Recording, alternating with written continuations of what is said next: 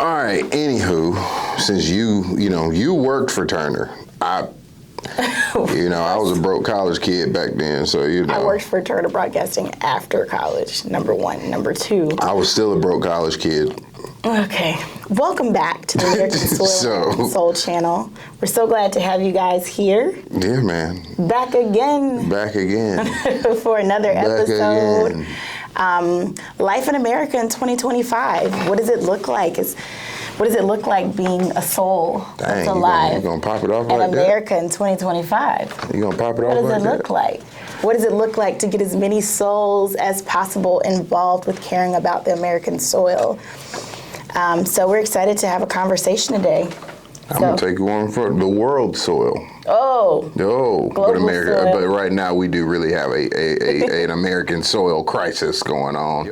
But Derell's going to dig into it more. And the crisis that he is referring to truly is, we do have a crisis when it comes to us being divided. This is not at all a political statement. It's just divisiveness isn't good for anybody. It's definitely not good for the health of our planet and the health of our soil and the health of public lands and public waterways and all the things that we care about.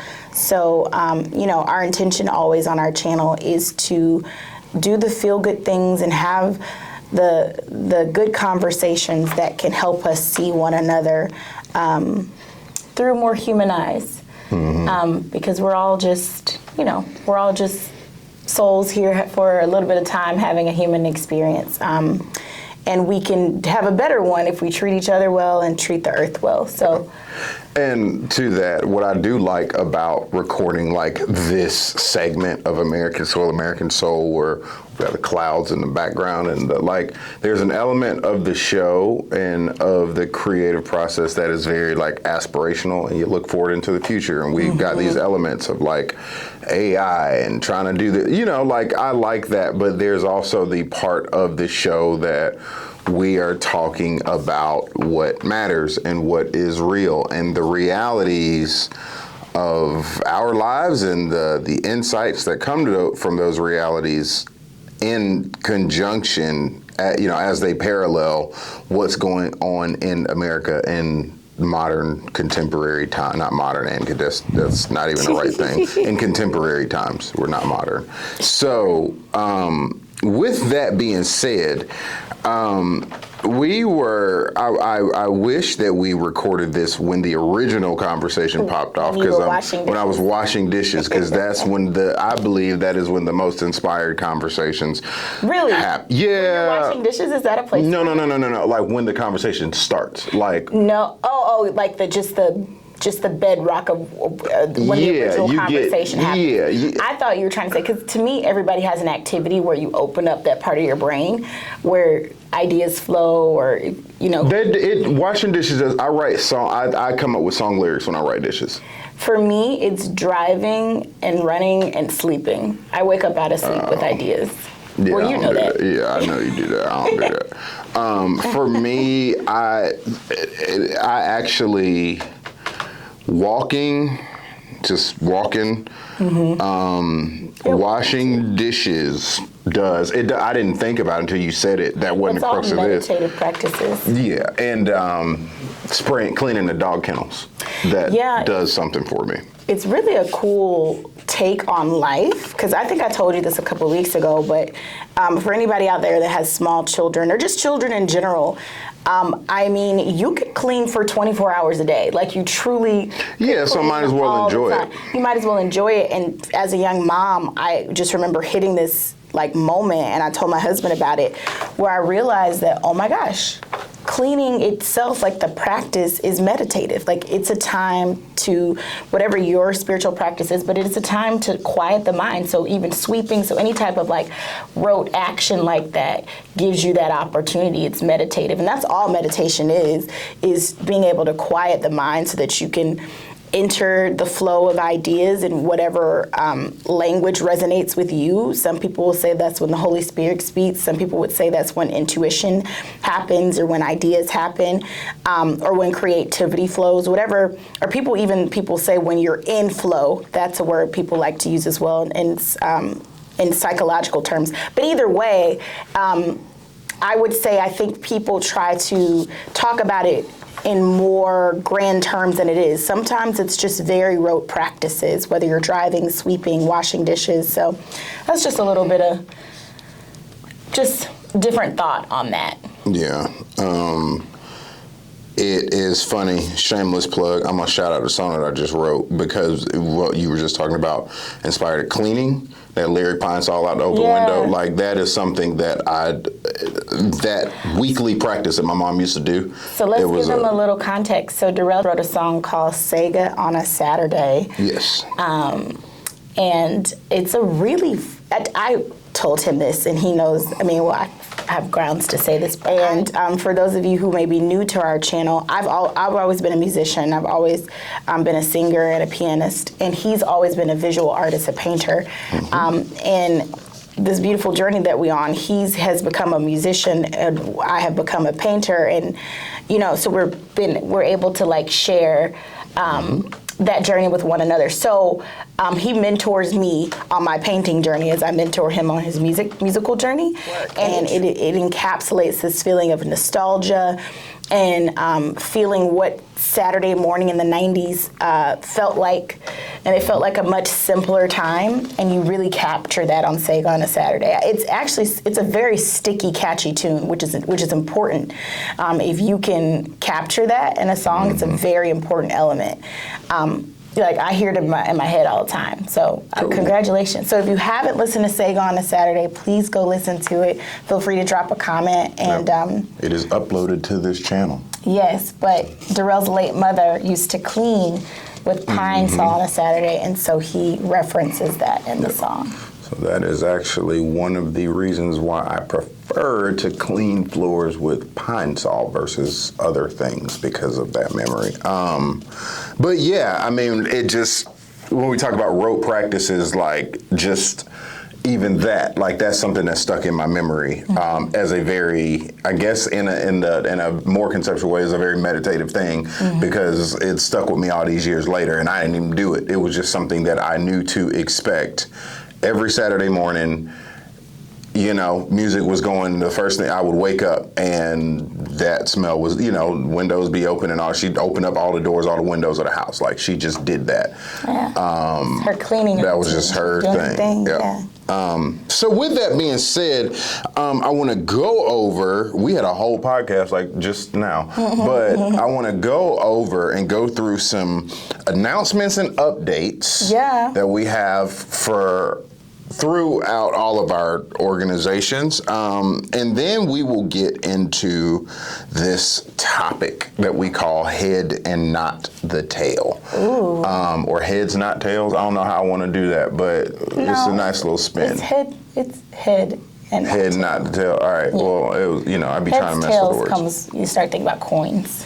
That's what I was going for, but it's either way, head and not the tail is where we at. But announcement-wise, just some general stuff that we have coming up from Minority Outdoor Alliance and Backcountry Hunters and Anglers. First of all, let's talk about the Turkey Hunting 101 event. Your thoughts, because I've already given my thoughts.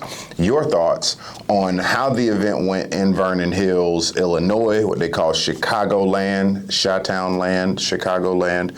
What did you think about that?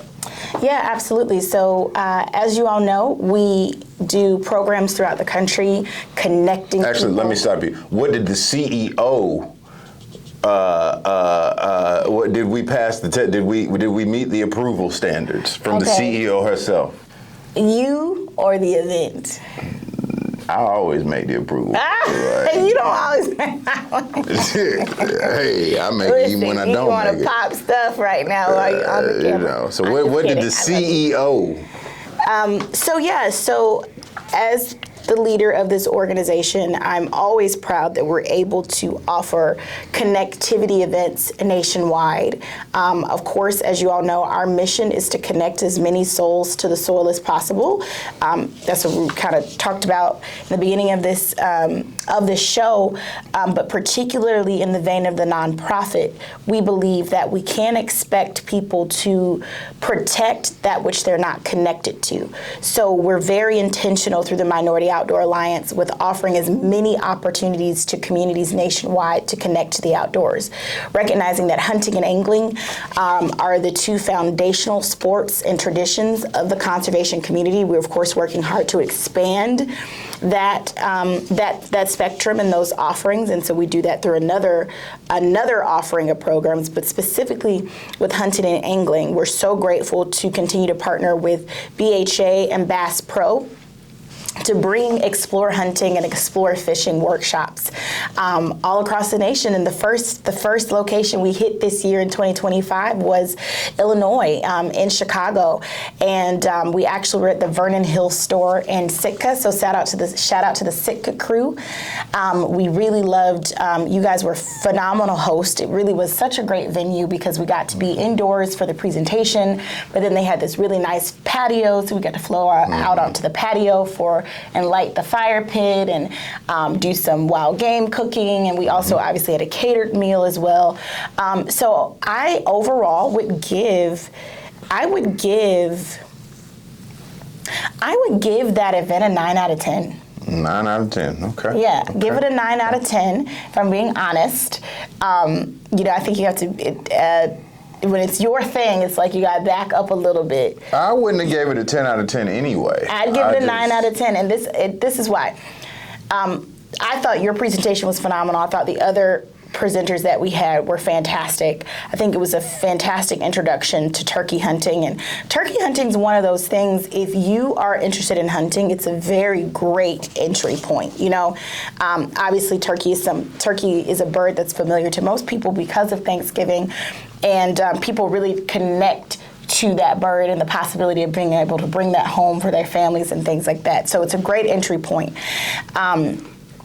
The reason I gave it a 9 out of 10 instead of a 10 out of 10 is because, and see, some of this we couldn't even control, but the weather got kind of dicey towards the end when we were outside. We don't have no control over that. Yeah, we don't have any control over that. And for me, I would have liked to make the presentations a little shorter to have some more. I guess we did have a lot of time moving around, but more time moving around. But that's always my feedback. You just don't like longer format either. I love concise. She don't like my long format podcast. Wow, so. truth telling.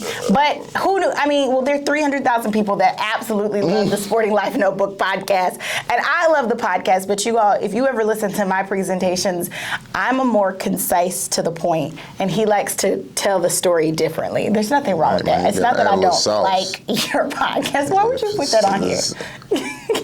Why wouldn't I put it on here? Tell these people I don't like your podcast. She don't like my podcast. So, anywho, So it look was out a for good the event. next one. Yeah, so where we were going with that, yes, Turkey Hunt 101. But the next one will be in New York. I'm going to tease it. No, don't tease it. He can't tell that. He can't tell that yet. I won't say. He can't tell that yet. It's The ink is a not dope dry. location. Yeah, the ink is not dry. It's dope. See, but anywho. you see why I have to be here? He about to get us in. All right. What I will say is I won't tease the location, but what I will, because if it works out, it's going to be awesome. So what I will say, I'm gonna try to make it in the background. But what was I saying? Oh, it is not turkey hunting focused this time though. No. It is general hunting and fishing. Yes. That is a new element that we are adding into the mix. Is speaking more about fishing, and this is something that I actually would. Yeah. Well, this is one of the things. Edit it out. Yes. One of the things that I wanted to say in it to start myself working, I want to find ways to incorporate the conversation of fishing more into our work. Reason being, I was talking to Dan Morgan from TRCP, and who's helping, promote and publish the episode we did with Joel Peterson. Well, he was like, hey, you've been out in the field, and I've been talking to you about this, about getting out to be more proactive and diligent about fly fishing. But Avery actually came up to me and was like, I want to go fishing. I was like, My handsome All right, son. well. Avery is our son's name. Yeah, so Avery actually put quite a bit more fire up under my butt to do it.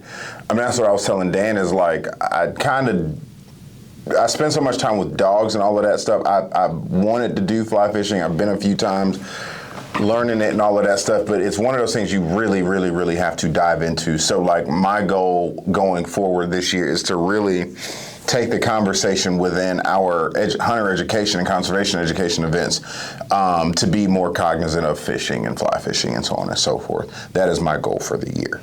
Yeah, and we've always done it. It's we've just always gonna, done it's it. just going to yeah. have more of a presence this year. So I just want to be, yeah. Yeah, so that's one thing. So just throughout the year, just sensational that. But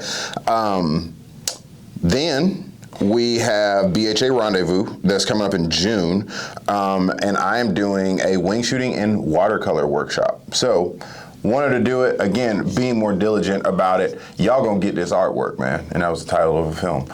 But I really want to be diligent about bringing the conversation of connectivity through art into our work as well. And I figured like there was like a lot of different options. And the last time I did a workshop at Rendezvous, it was about traveling and hunting and doing, and that was cool. It went very well. But I wanted to give people something that they could literally tangibly take away. And I figured I taught 30-something odd kids in a Bear Creek middle school classroom art, and they seem to get it. So I figure I can do it with a whole bunch of adults too, but also sprinkle a little bit of my style in there and teach people how to paint like that, but then also teach people about the appreciation of, and the big why, another big why of being outdoors. Yeah, is your ability to document and preserve the moment, and being able to do that through art is absolutely exciting.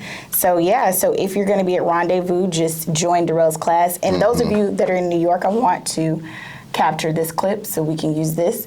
But if you're in New York, look out for our announcement, because we're going to have a very special treat for our New York Explore Hunting, Explore Fishing workshop. So stay tuned.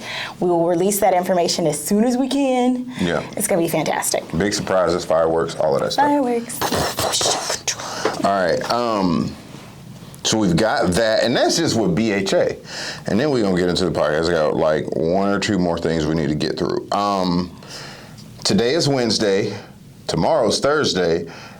Friday, y'all need to be, if you're in the Atlanta area, come to the National Rifle Association convention. And what's today's date, actually? Today's date is the 23rd. So Friday and Saturday. Oh, yes. If my you are parents' wedding anniversary today, April 23rd. Duh. Happy anniversary, folks. Happy anniversary, Mom, Dad. Madre. 37 years of marriage. Can you believe it? 37. They need to be up here on this podcast talking. What a blessing. But yes, so if you were in Atlanta. If you're in the Atlanta area, come to the Beretta booth. And I want y'all to do something, man, because this happened last time we were at the NRA show. We had a few people that listen to the podcast, a few people that be on the TikTok, a few people, well, I didn't have TikTok then, but like people be coming up and like, even at the turkey event in Chicago, people like, yo, I listen to your podcast, I this and that. I came to the event.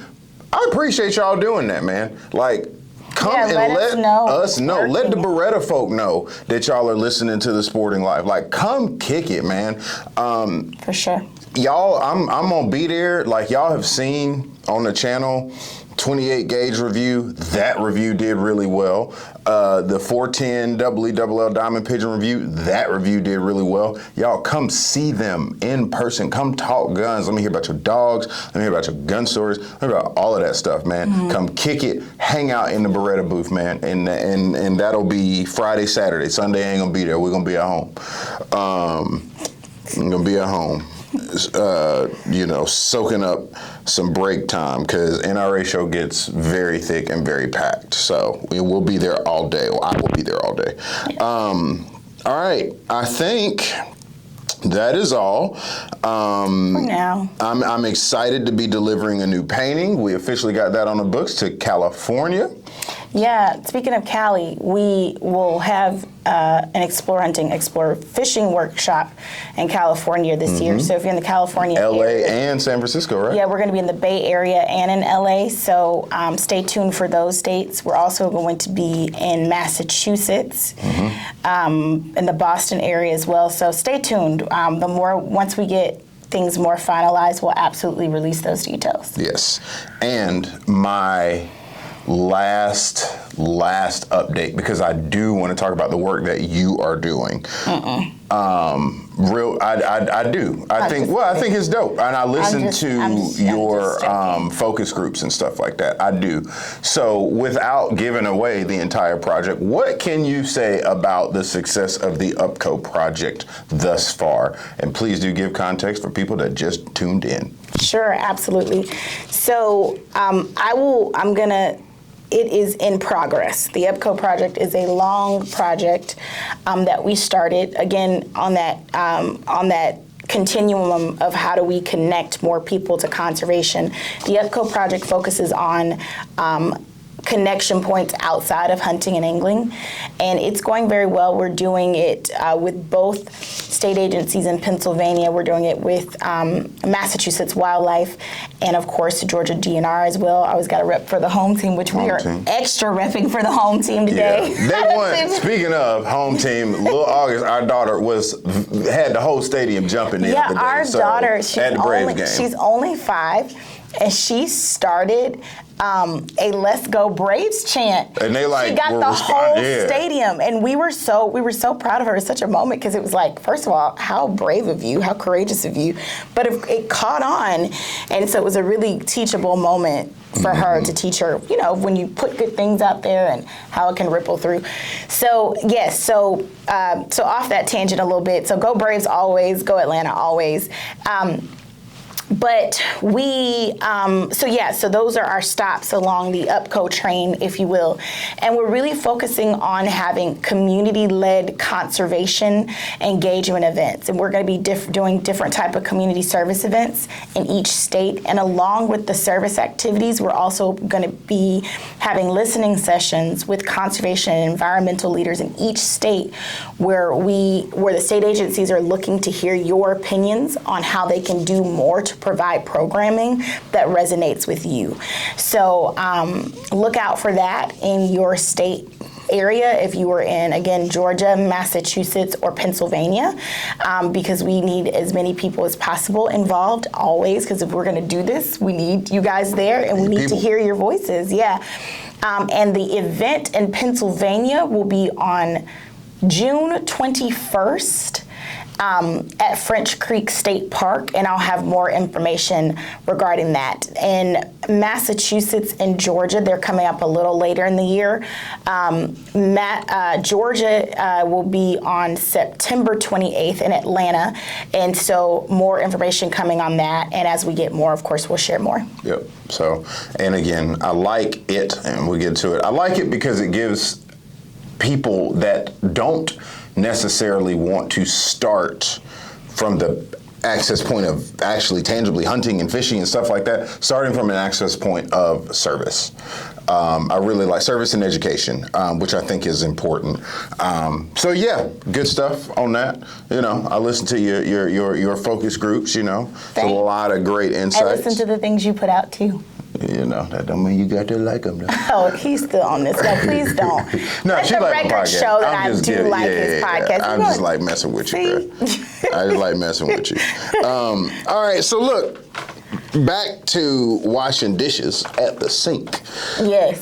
You were the one that popped off the subject of this episode, head and not the tail. And I definitely want you to kind of lead us into that, because I don't want to get in the way of the inspired thought, and then we can kind of go from there. So let's start with where you got it from, because I remember you also mentioning some biblical stuff too. Sure, and I want to be clear. So this actually did not originally start as a podcast idea.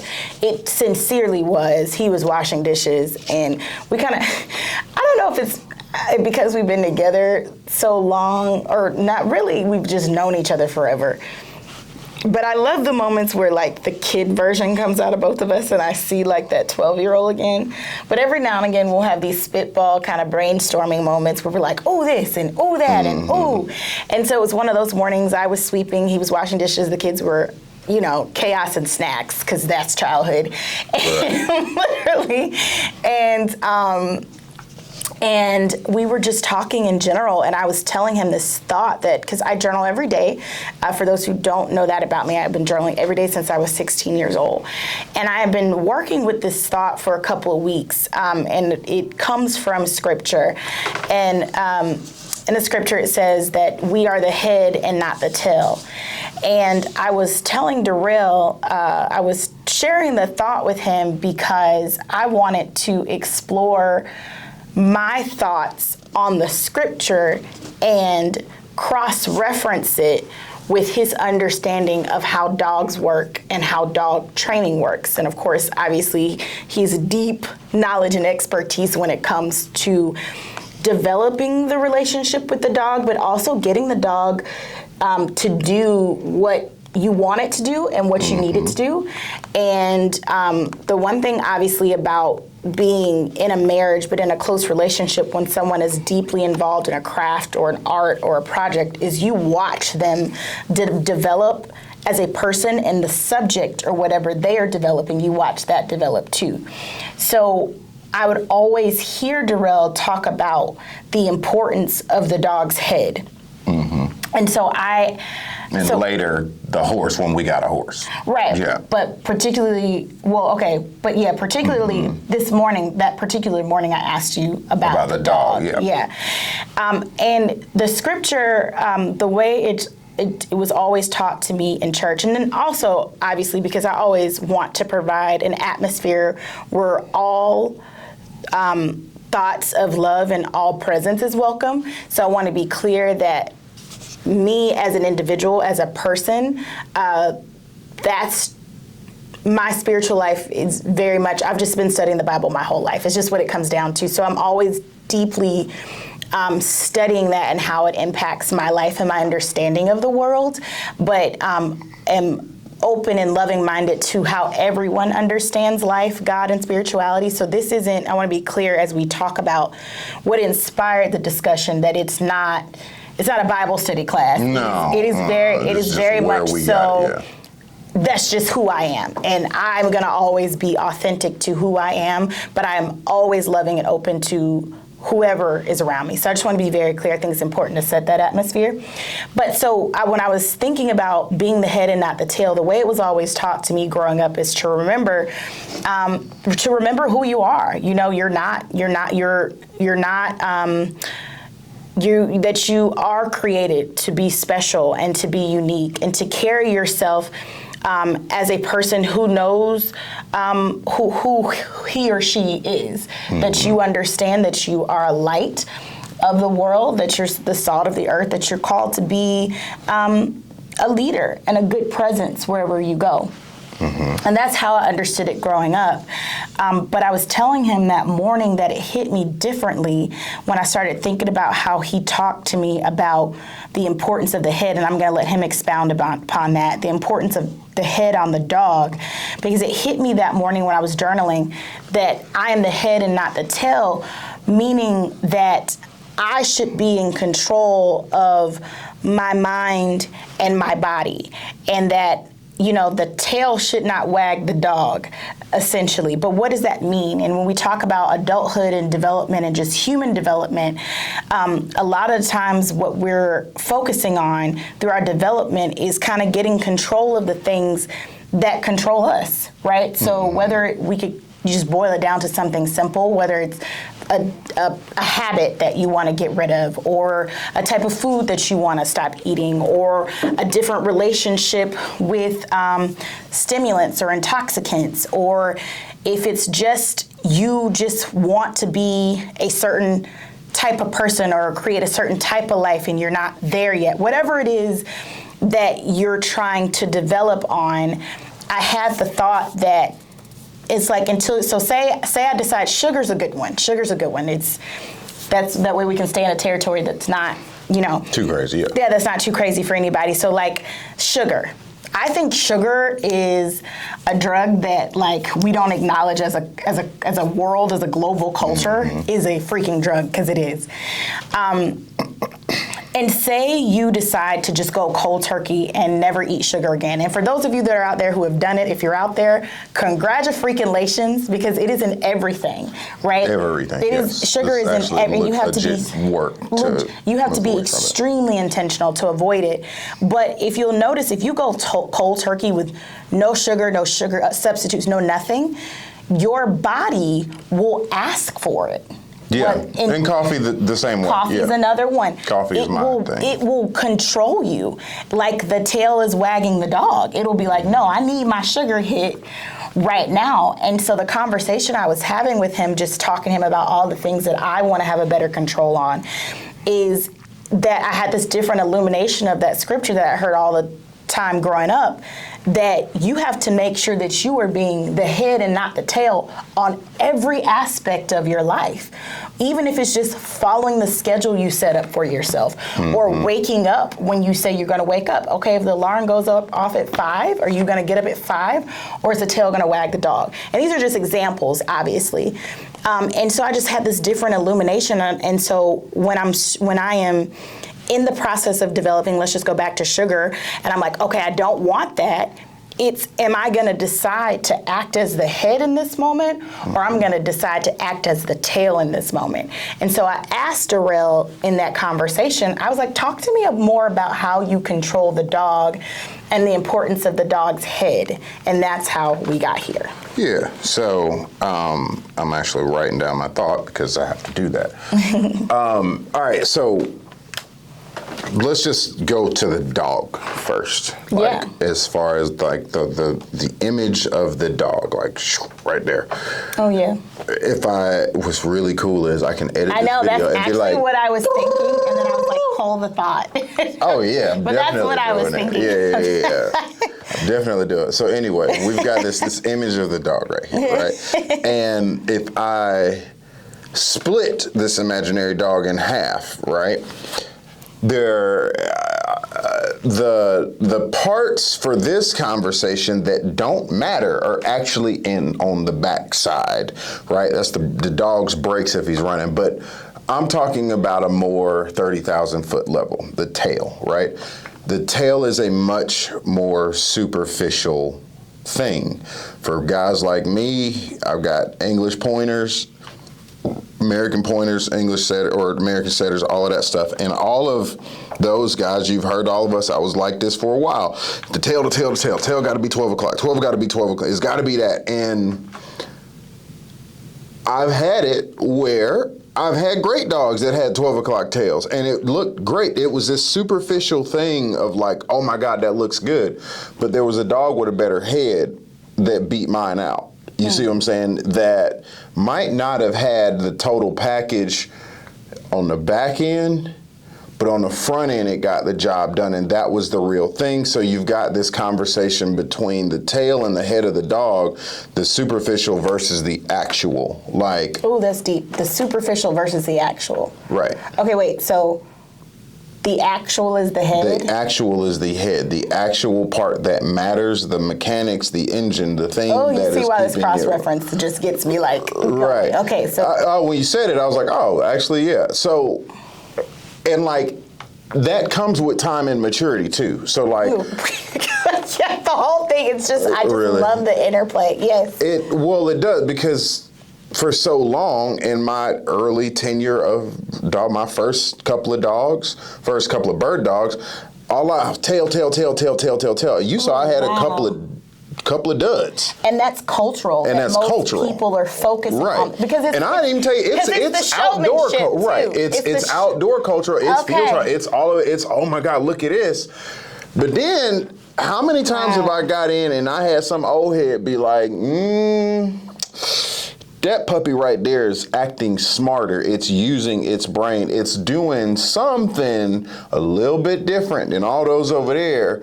And it's never the dog that you think is just, or not never, it's seldom the dog that you're just like, oh my God, this is a fantastic this and that. My best dog, one of my best dogs, Vegas. Yeah. And Joker. I would say the miss two you, best Vegas. bird dogs. I do miss them. Rest in peace, Lil Shawty. And Ruger, too. And Ruger. Ruger's my baby. I can even say this about Joker, who is here now, and that's my lead dog. Let's think about it. Joker and Vegas did not have good tails. Neither of those dogs had really good tails.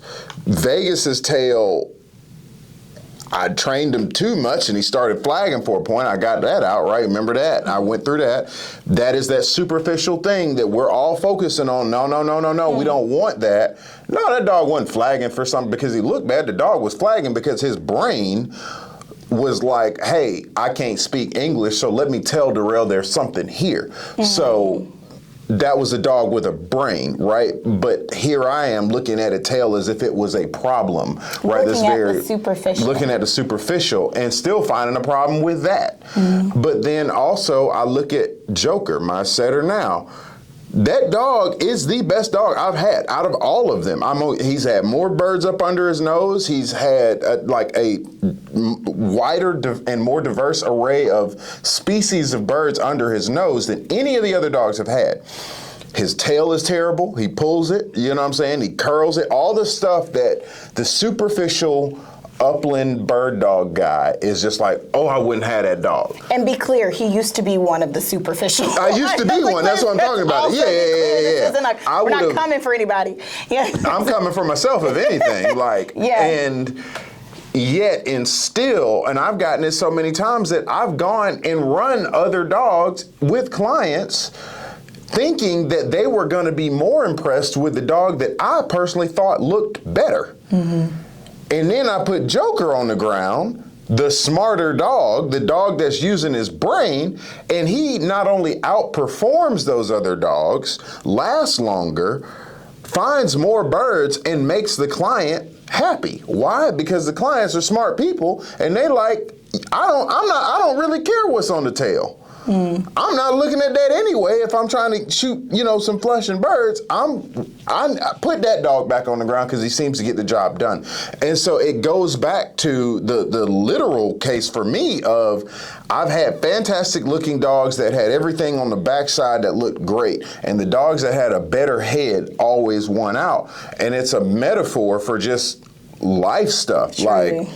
I could barely stay in my seat when you talked about the superficial versus the actual, because I think what we do as individuals, but also a larger cultural message is we very much so get caught up on the superficial, on the stuff that does not matter, and the illusions, and we keep all of the intention and the focus is there when it really always comes down to what's in the head and what we're doing inside. As the inside is producing the outside. So when you would be training and I would see you prop the dog up, you would always prop the head and the tail up. So talk to me about just the mechanics of controlling the dog and teaching the dog to move in the way that you wanted it to. So I'm going to take a Deion Sanders quote because I like him. When you look good, you feel good, and you play good. When you look good, you feel good, you play good, and then they pay good. And they pay good. That man is getting paid right now. Shout out to Deion Sanders. Well, but I think pay good, he updated in the last whatever, because back in the day, it was when you look good. I'm not going to lie. My dogs look good, and we've been paid good. So, I don't mind the update. Hey. I feel like when I should have added that in the first time. I just feel like he's progressed to that. But he has very much so progressed to that. But yeah, he wasn't wrong. The dogs look good. We, get paid one. Anyway. Talk.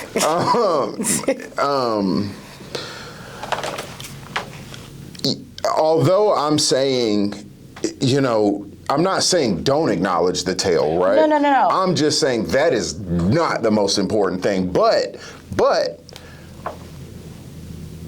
form still follows function. Always. Right? So function is raising the head up, right? Like brushing that head up on a barrel and stuff like that, because I still want the dog. I'm still here with him. Like I'm still here. A lot of times you'll see me walk in front of that dog when he's on a barrel and I'm doing this and trying to I spend 70% of my time in front of that dog, getting his head to stay up. Spade does it really well. She'll just fall into it, and nose will sit. She'll just kind of go into a trance. I know that dog is feeling good right there. He's thinking. When they start licking their lips and stuff like that, like, I'm connected. I know that there is contact there. But the tail comes up because even if you got a trash tail, like, I still want you to know to give an effort to not only have it up, but it's muscle memory, right? It's those things that still have to do it. I'm not necessarily improving something so much as I'm through looking good, because I know we all like to look good, but I like to do a good job. I still want you to do a good job and still sprinkle in some of that style in there.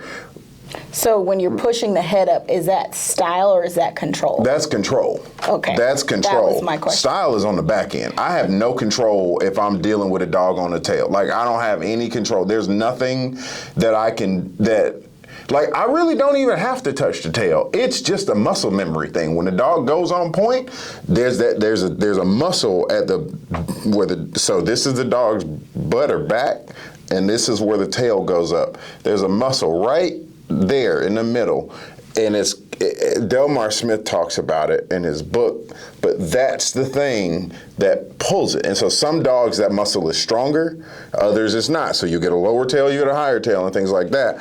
Well, if I just keep doing it, just muscle memory, like, I'm still flexing that muscle, so it should help it some. But am I crying if the tail ain't perfectly? No, I'm not. Is it cool to have a little extra sauce in there? Yes. Like, everybody like the girl that's smart and she pretty. Like, we like that, but we care about the brains first, right? Like, now he wasn't out here looking for no girls with no brains. Don't. I'm just kidding. I might have picked up a couple, but I wasn't looking for it, though. That was such an inappropriate comment. Okay, that was such an inappropriate. I actually really should not have taken that. Never mind. Close the door. Close the door. That's my fault, people. But okay, so bottom line, what I'm hearing from you is, if you were on a new bird dog journey, or just something, it doesn't even just have to any journey. We use bird dogs, but just any journey, any journey. Don't let the tail wag the dog. Mm-hmm. Don't let the superficial distract you. And don't let the superficial wag the actual. That was good. And so I think, if anything is out there that's saying you got to look like this, and you got to wear this, and you got to buy this, and you got to have this, and you got to whatever, that's actually the superficial. Or, I don't have to know you to know that there's something that you're probably trying to develop in your life, or you could be going through something in your life. And it is really to start with the head. And the coolest thing about that is that's a gift to the human experience, mm-hmm. that we are not the head, that we are the head and not the tail. Because, good Lord, if you're in a phase in your life when you're feeling like all the tail is doing is wagging you, or you feel like your hands aren't on the steering wheel, if you can just get quiet for a moment and realize the power that is endowed in you, literally, whether you want to take it from a spiritual perspective, wherever you pull your authority from, or if you just want to just understand the mechanics of how this beautiful body, this beautiful spacesuit that you've been gifted, how it works, it's what happens in here. It controls the superficial. Mm-hmm. If you can get your mind right, if you can decide that in here I'm healthy, in here I'm happy, in here I'm joyful, in here I'm successful. I can't control anything on the outside of me, but on the inside of me, I can decide that in this universe inside of me, that this is the most peaceful, happy place mm-hmm. on earth.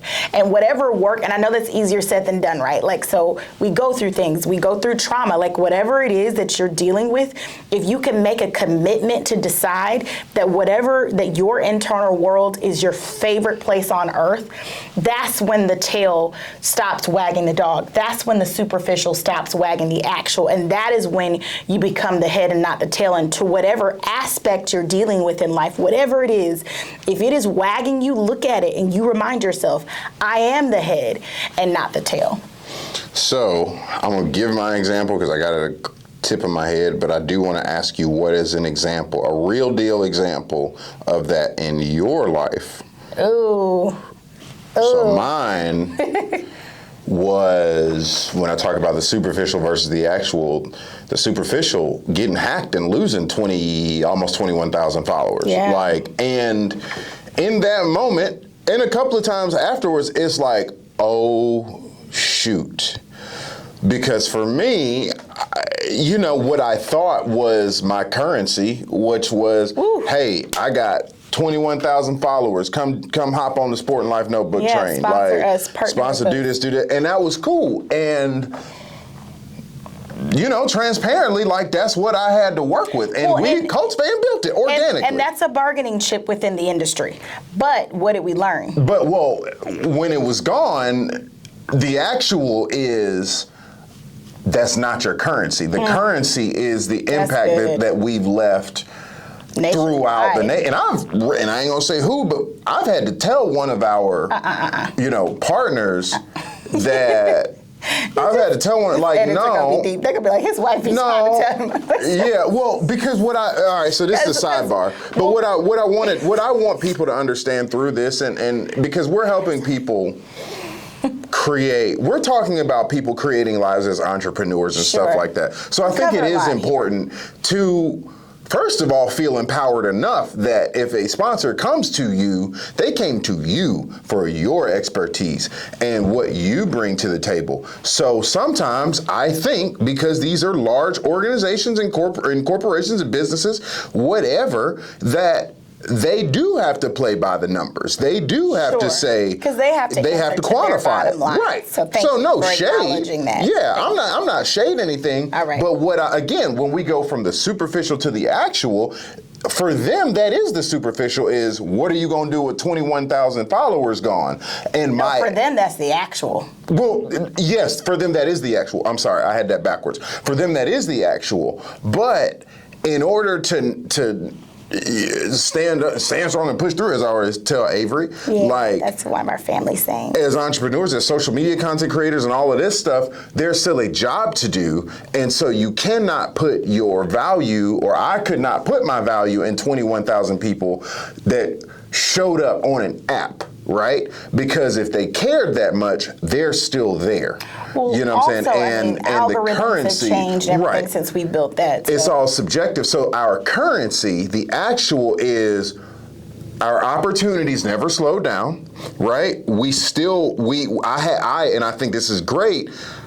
I had to pivot, which is how we even got here now, right? Had to pivot and figure out a new strategy of what all this work is doing. The actual reality of that is it forced us to have to think about how do we merge all of these things that we do into a larger, more dynamic universe, whereas those 21,000 prior to that hack, we were only operating out of one universe, and we didn't have to do that. Well, we were, it just wasn't a unified universe. A unified thing. So it was all together. And I think what was key to what you said is that because I believe everything happens for a reason. At the end of the day, it wasn't fun getting hacked by someone that lives overseas in Russia.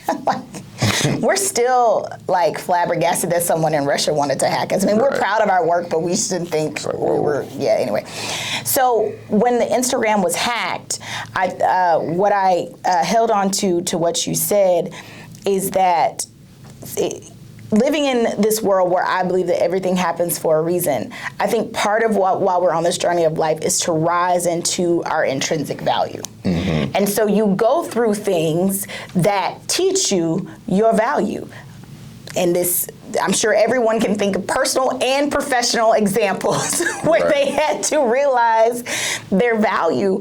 And I think when you're building something and in this very social media driven world, and when we're bargaining and we're negotiating contracts, and the first thing they want to know is how many followers do we have, how many listeners on our podcast, how many views, and we do have those metrics obviously because we have to, but losing that one vein, because we have several veins of that 21.9K following, it really forced us to drill down on what our actual intrinsic value is.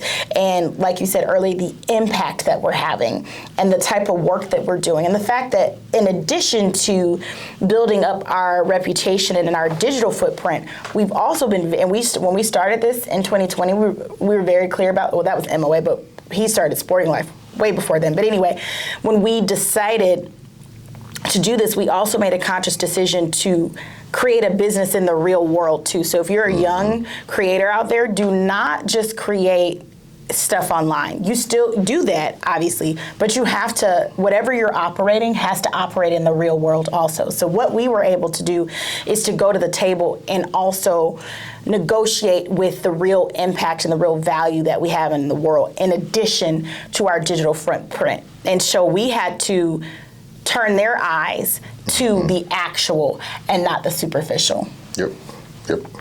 So, Miss Ashley, lead us out for the grand, not only insight from your end on that same topic, but yeah, lead us home.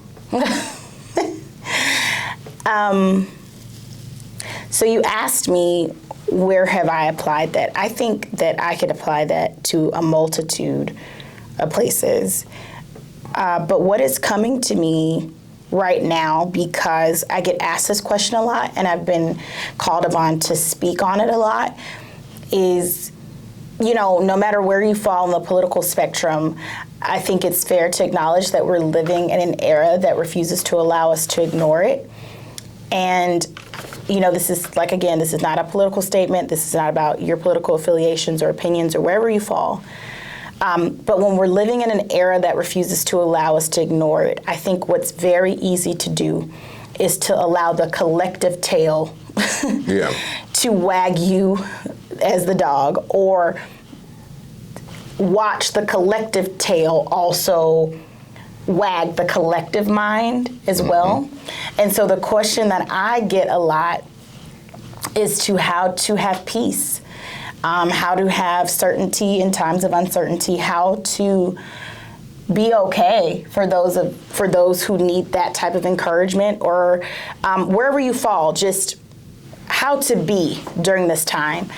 And for me, the way I have dealt with it is and this isn't novel by any means, but I stay away from sensational news, because that is one way that your tail is definitely going to get wagged, and you're going to be, wherever your emotions fall, they're going to be, and whatever you listen to is designed to wag the tail in a certain way and to create emotions within you within a certain way.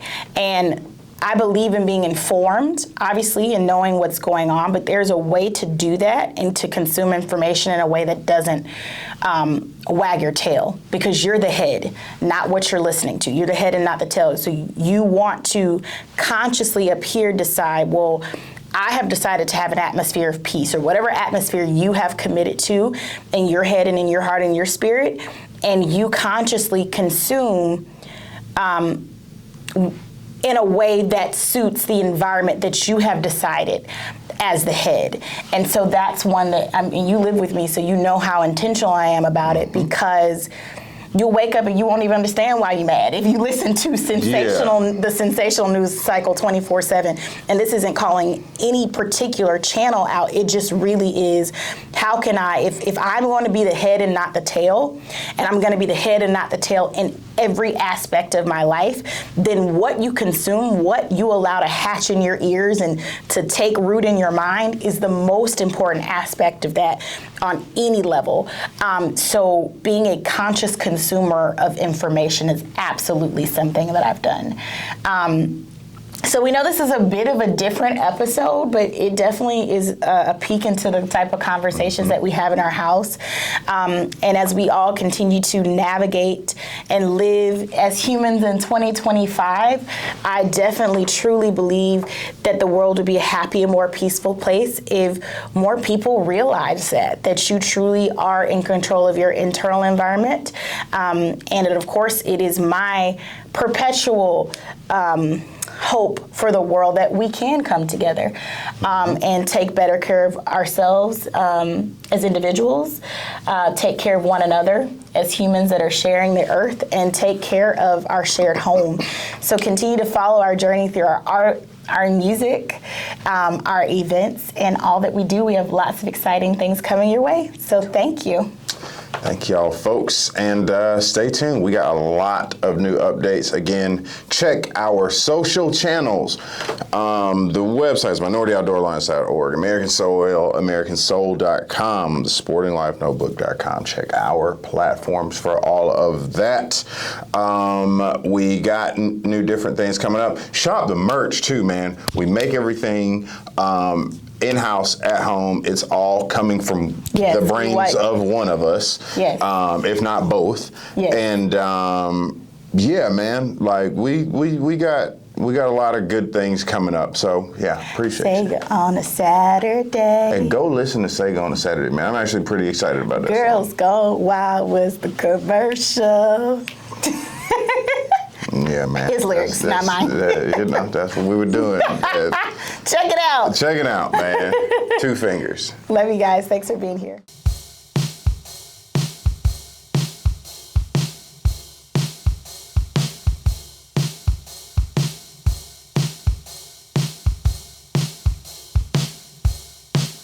Remember playing Sega on Saturday. Player 1 and player 2, my partner today. Blowing on the cartridges to boot up the game. Take me back to Saturday, just ain't the same. Stay up late and keep the volume on the low. Howard Stern and Space Ghost, coast to coast. Girls Gone Wild was the commercial. Turning up 'cause Saturday is tomorrow. Remember playing Sega on a Saturday. Player 1 and player 2, my partner today. Blowing on the cartridges to boot up the game. Take me back to Saturday, just ain't the same. Pines all smelling out the open window. My mama told me make my bed and out the chick go. Be home before the street lights get to coming on. It's a Saturday, so call the homies you know. Remember playing Sega on a Saturday. Player 1 and player 2, my partner today. Blowing on the cartridges to boot up the game. Take me back to Saturday, just ain't the same.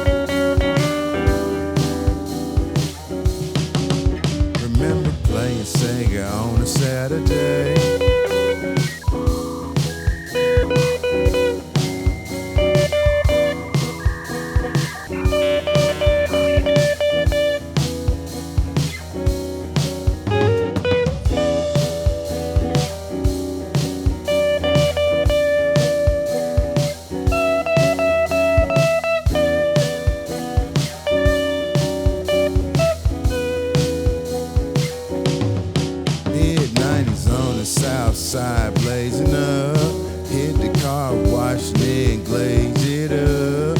My mama sitting sideways in the Acura. ATL shorty always made a buck. Remember playing Sega on a Saturday. Player 1 and player 2, my partner today. Blowing on the cartridges to boot up the game. Take me back to Saturday, just ain't the same. Sega Genesis to starting in the day. The tree house is where we all love to play. Times are really simple and we made a way. I went to sleep knowing that I love today. Remember playing Sega on a Saturday. Partner 1 and partner 2, my players today. Blowing on the cartridges to boot up the game. Take me back to Saturday, just ain't the same. Remember playing Sega on a Saturday.